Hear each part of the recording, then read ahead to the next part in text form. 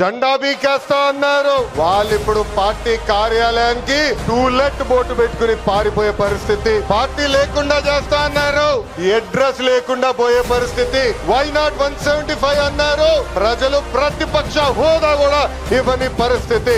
మన బొమ్మలు పెట్టి బాక్సింగ్ చేశారు, ప్రజలే ఇప్పుడు ఫుట్బాల్ ఆడుకునే పరిస్థితి.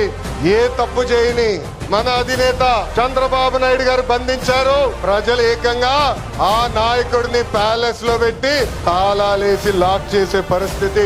మన నాయకులు ట్రెండ్ ఫాలో అవ్వరు, ట్రెండ్ సెట్ చేస్తారు. సినిమా స్క్రీన్ అయినా పొలిటికల్ స్క్రీన్ అయినా ఆయన ఒక లెజెండ్. ఆయన పేరేంటి?